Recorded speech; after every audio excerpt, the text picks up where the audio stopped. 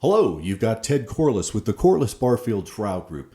We're also going to be publishing this podcast from our News Munchies platform. That's www.newsmunchies.com, which makes these podcasts available on iTunes as well as Spotify. My name is Ted Corless, and I've been a property insurance lawyer now for more than 25 years. And during that time period, I've had the benefit of meeting some brilliant people, and I like working with brilliant people. And that's why when you meet the people at my office, you'll see that lots of very positive things are going on. One of the positive things I'd like to share with you now is the fact that as an organization, my law firm has dedicated itself to providing personal protection equipment to people in the Tampa area, as well as Clearwater and St. Pete in Florida, to provide them personal protection equipment so that we can work as a community to reduce the exposure of the COVID-19 pandemic.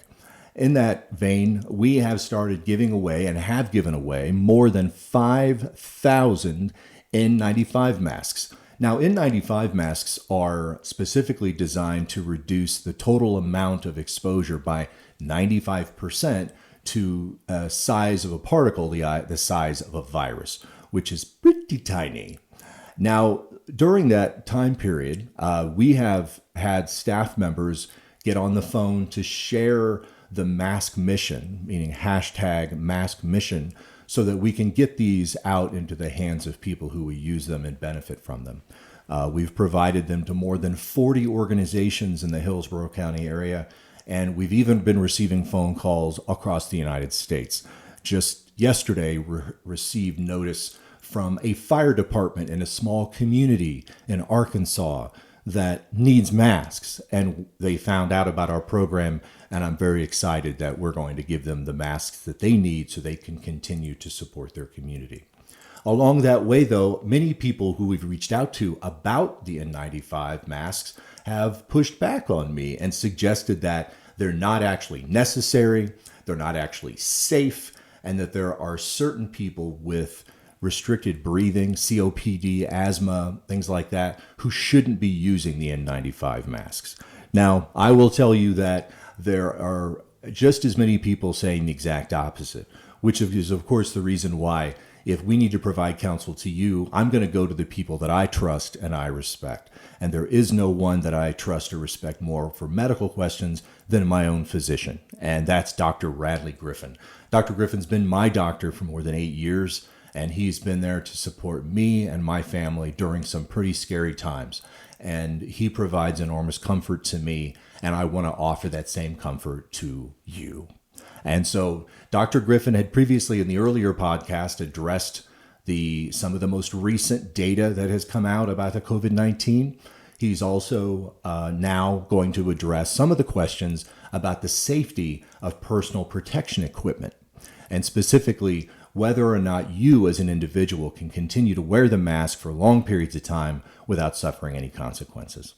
But before we get to that, I want to remind you, let's all work together in the same community. And I believe if we do that, when this thing finally gets the world back online, things will be okay. I hope that this podcast provides you the same comfort that it did for me. Here's Dr. Griffin. Well, let's switch to this issue of personal protection equipment. And the reason why I'm especially interested in it is that, my business, my law firm in Tampa decided to see what we could do to help the community. And one of the ways that we felt we could during this exercise is that we've been providing people at no cost access to N95 masks. Interestingly, I've had a lot of folks reach out to me when we've offered them masks, suggesting to me that the N95s are not safe for people who have any kind of existing lung disease or COPD, asthma, anything like that. Do you think N95s are safe? So I would say N95s have a role for sure. As far as their safety, the idea is can they inhibit oxygenation or limit what we call blowing off our carbon dioxide can they cause what's called hypercapnia, where there's too much carbon dioxide, almost like breathing into a bag, I guess. Sure. What some folks will say is the problem. If someone's hyperventilating, we say breathe into a bag so you can actually keep some of that carbon dioxide in your system, and so you don't pass out, basically, is the concept there.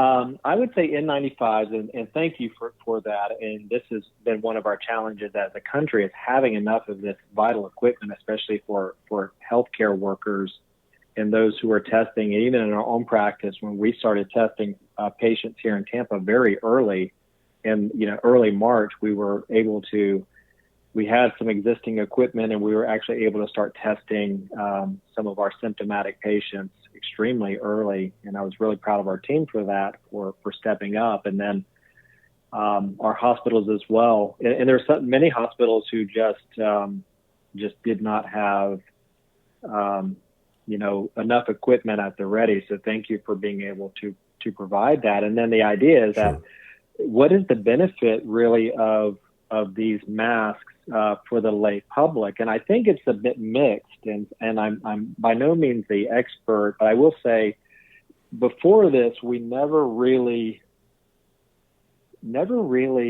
paid the N95s too much attention from an outpatient perspective. The only time it really came up for me was during the Ebola scare many years ago. I think that was 14, 15, and 16.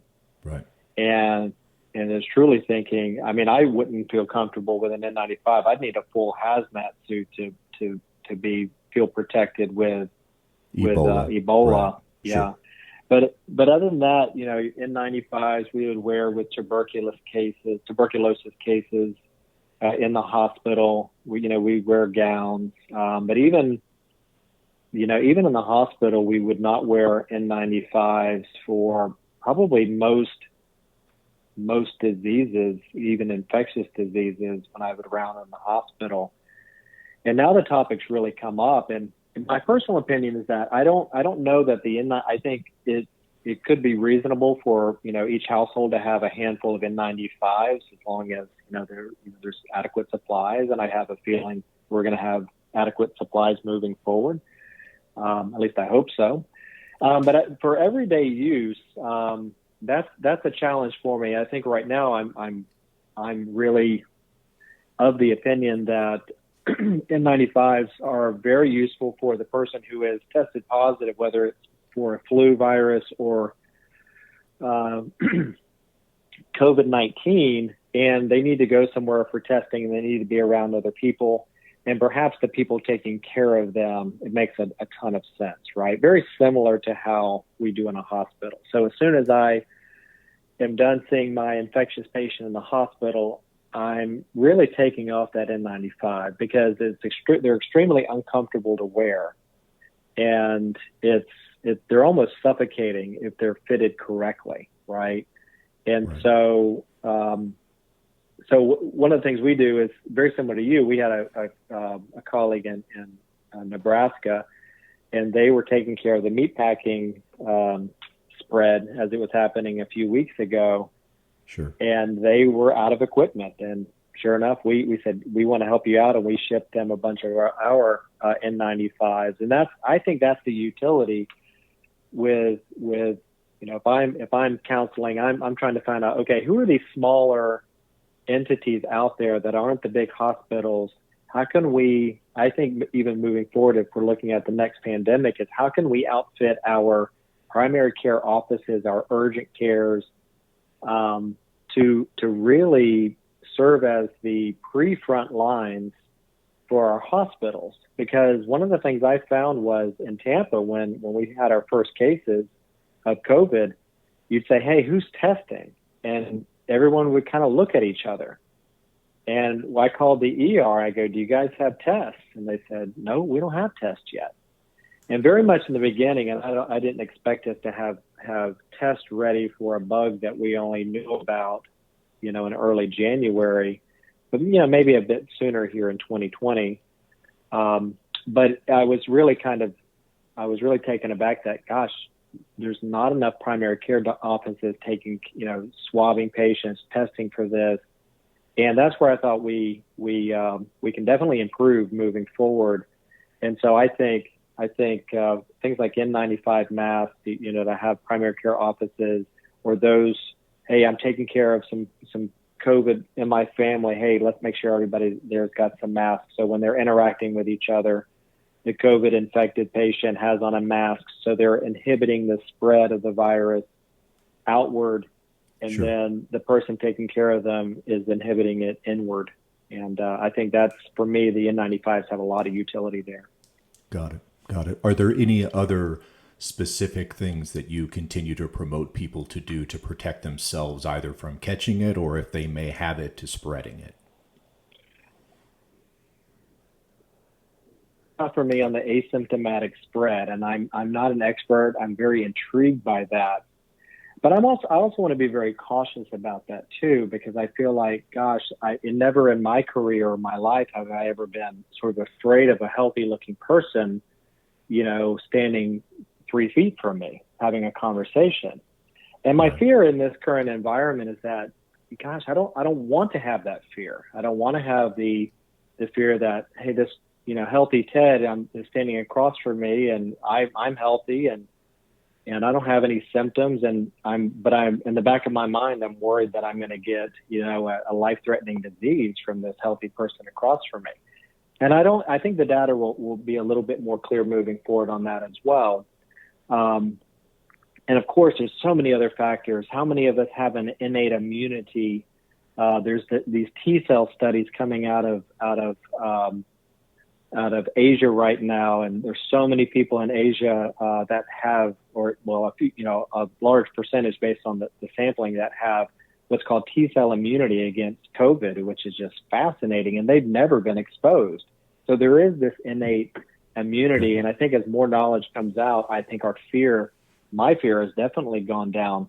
And so I think moving forward, I love the hand washing rule. I think for me, I like a little bit more of the personal responsibility, where a lot of folks in the past may had a little sniffle or a cough or a little low-grade fever, and they would maybe just go right into work or be, coughing. And I think, maybe we could tighten that up a little bit and have a little self-awareness around, I'm not feeling as terrific. And I think employees can work with employers as far as, hey, what can we do from it? A lot of people are fearful that, they'll be docked their time and things like that Right. But I think coming out of this, I think everyone will agree that, I don't want a sick employee coming and potentially infecting patients and people in the office. So I think maybe a little self-awareness can be enhanced from that. Sure. I know we had somebody at the firm catch the flu from her son, and she was not symptomatic, or if she was, she didn't share that she was. And I asked her I was having my car worked on, and I asked her if she would drive me over to pick up my car. And it wasn't 48 hours later that she was horribly ill. And then the day after that, I was ill, and then my wife was ill. Yeah. Then Yeah, I gave it to a couple spreads. people. Yeah, and it's so bananas. But I think now we're telling the people at the office that when we get back online, that we want them to be aware of what their health is, and if it's not right, then it's okay to stay home. Nobody's counting. So, well, sure. I think there can be a degree of flex that happens. And then, I think the question is, I just don't know the answer to this. I think the preliminary data isn't as clear to me. The question is, though, if you said, okay, my son's got the flu, I'm going to don an N95 to work, or maybe even a facial covering, and you're both in the car and you both have on a facial covering. Is that sufficient enough to prevent the spread? And I'm eagerly awaiting that data. I think there was some data coming out that has already, and I have to cite that again, with COVID positive patients wearing facial covering. It didn't really stop the spread of the droplets outside of the mask. I can't tell you what percentage, if there was a lower culture rate of a virus grown, with mask covering or without. As we know, it only takes, one virus to infect someone, but viral load is very important, we're finding out as well. And so I think it's one of those things. I'm really looking forward to that, but I think I am a bit cautious about, I'm just not clear on, I think Virginia just came out with a state law, or an executive order, mandatory face masks. And I'm just not sure. I'd like to be, I guess I don't mind things like that as long as if data is coming out that shows the opposite, that our leadership can reverse course if they have to, pivot away from a policy if they find out, hey, this actually doesn't do a whole lot. And then if data does come out and says, gosh, this actually works very well, and we have controlled studies that show that, gosh, I'm going to be right there with everybody else wearing a mask, Right. and promoting it. Well, it seems like so much of the data that came out from, say, NIOSH or OSHA was, again, more focused on how the mask affected the individual's breathing as opposed Yes. to necessarily stopping the spread of infectious diseases. Yeah, correct. Yeah. But I mean, what's the longest period of time you've worn a mask? Hours, would it be? Not for me, not for what I'm doing. I would say, for me, 30 to 60 minutes tops. I'm engaged Right. with patients, things like that. And then now, in my own office, it's around, we've been testing our staff on a somewhat regular basis, not as much recently, mainly because we just don't have the cases. And I do have the benefit of seeing and treating patients in our community. So, and we're actually testing, so we have a upfront and personal knowledge. We haven't had, knock on wood, a positive COVID case since April 13th, I believe. Oh, wow. And so we're seeing quite a drop off in cases. And I think in Florida specifically, where a lot of the cases are from care homes, assisted living homes, things like that. Sure. And so as I'm seeing those numbers really decline, I don't feel overly compelled to wear a mask, but we are practicing social distancing.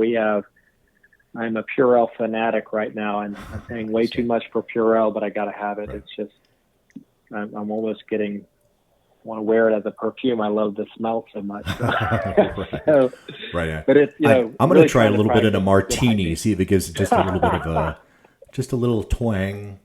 All right. But before I get off, one of the last things I want to ask you is about any medications or treatments that you have heard about that appear to be promising. Obviously, there's been a few that were attempted. There was a malaria drug that was being promoted at some point by the president. But is there anything now that you're seeing that seems promising? There's always some interesting things that are coming up, and I, in the beginning, really was just, because for me it's truly like, gosh, I want to have some ammunition against this scourge. And again, it goes back to that control piece. How do we treat this? And treatment means we can control it and potentially cure it. And so there's some really interesting drugs coming out. I know in Asia there's an interesting cocktail that's being used. It's a combination of an HIV medication, which is being used, which basically is the antiviral component that sometimes is just so helpful for stopping that replication of the virus. And bring the viral load down that way, right? It doesn't really matter what the virus is. If the viral load's coming down, that's a good thing. 100%. So if you can, stop the viral load, you can stop the replication. So there's an antiparasitic drug called ivermectin, which is showing promise only in lab studies. I think there's a few people out there trying to see if it works in patients. And And again, all of these things are coming out. The anti-malarial drug hydroxychloroquine is an interesting drug in the sense that from SARS-03, there was a paper written that showed that for SARS-03, hydroxychloroquine and chloroquine, its predecessor, could be used as a prophylactic medication. And the way that medication could be active is that it does have some antiviral properties. And I didn't know this, but one of the problems I knew that one of the problems with COVID was these clots that patients were getting. And they would get blood clots in their lungs from the inflammation that would happen from a really severe case. And basically the organs would shut down because there was all these clots in the system. And so a big part of the therapy right now is to put patients on blood thinners while they're in the hospital. And so before we had a lot of the blood thinners that we have today, we actually used to use hydroxychloroquine as a blood thinner. And so it's been around a long time. I think there's some data that shows that it's really no good once a patient is really what we call in that inflammatory phase. So if we think about the phases of illness, the first phase of illness with the COVID is what's called the viral phase. That's when the virus is replicating in the body and the body says, hey, what's going on? And a fever starts and things like that. Right. And then that shifts over once all the cells are infected and the immune system is activated. We call that the inflammatory phase. And I would wager to say that once, if hydroxychloroquine or any antiviral for that matter, remdesivir is a drug that's showing some promise. It's showing that it could lessen the length of infection. And that makes a ton of sense to me. If we can actually use these medications, test early, diagnose, and say, yes, let's put you on an antiviral medication, whatever that proves to be, right in the beginning, very similar to how we use drugs like Tamiflu and Xofluza for influenza. Maybe we use some of these other drugs to basically stop that viral replication. Then we can prevent the patient from getting into that inflammatory phase, which is really the goal. And then the other is, gosh, can these drugs be used as a prophylactic? So we talk about our greater than age 65 who are vulnerable, and I worry that we can't have our age 65 and older quarantined, until a vaccine. We don't know if we'll have a vaccine. I'm hopeful, but so we have to be thinking of other strategies beyond putting all of our eggs in the vaccine basket. And I think one of the ways to do that is look at some of these, inexpensive options that are available really to every single human on the planet. And when you think about that, that's pretty important to think about. If you think about, okay, what therapies are available that really, no matter where you are socioeconomically, we can get you that drug in your hand pretty darn quick. And like right now, if you and I, I'd say we're in a good position. I'm connected in the medical world, so to speak, right. and I can't get remdesivir because it's not available. But there's other medications out there. So I think that's part of it as well.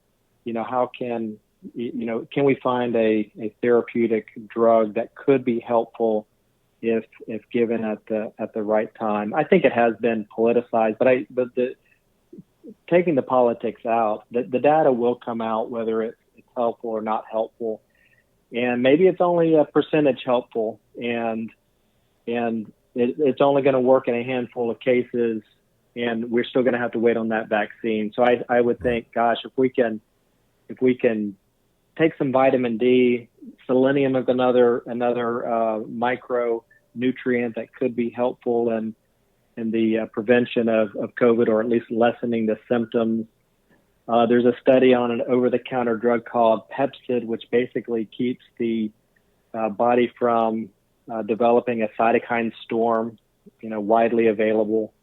So you're just talking about Pepcid. Just Pepcid. Pepcid AC, yeah. Okay, sure. Hell, I think I got some right here in my drawer. Yeah, sure.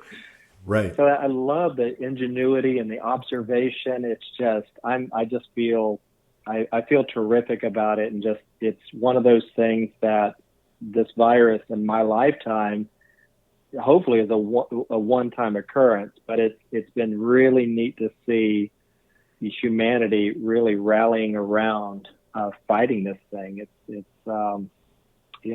really humbling.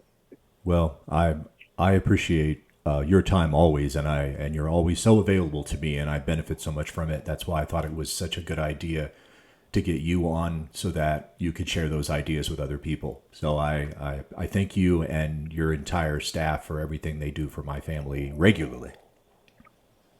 Well, it is our pleasure, and we one of our core values in our practice is the value of the statement relationships, not transactions. I mean, we are in it for the long haul with our patients, and we truly feel just so blessed to take care of such a wonderful group of people, and that really put their trust in us and to make the best decisions. And it's I learned a long time ago, you really treat patients how I would treat my own family. Sure.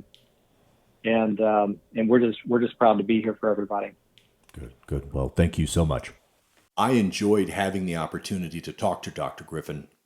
I will tell you, it's really something to be able to get the time and attention of such a qualified physician and someone who was so dedicated to his practice. And I appreciate the opportunity that he has given us to ask him questions about the COVID-19 exposure, as well as to address some of the concerns people have had about personal protection equipment.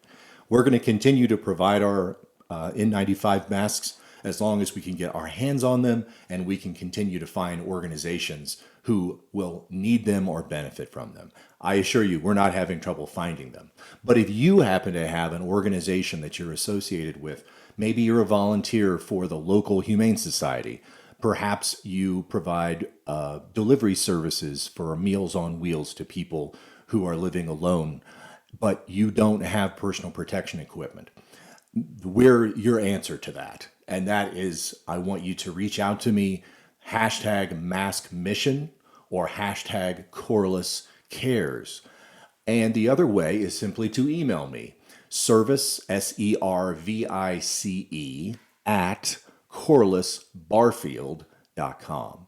And if you can send us the contact information, we will provide masks to you either as just an individual or as an organization. And they will be provided to you at no cost, even for the shipping and handling. I felt that after we received a sizable payment from the federal government through the Payroll Protection Program, that we needed to reinvest that money back in the community, and that's what we're doing with it. I look forward to hearing from you either on our email, or if you care to read our various content on our websites at www.corlessbarfield.com or at www.newsmunchies.com, which is our cannabis brand. I hope that you are comfortable. I hope that you are safe. And I hope that these podcasts have provided you some comfort. My name is Ted Corless. Be well.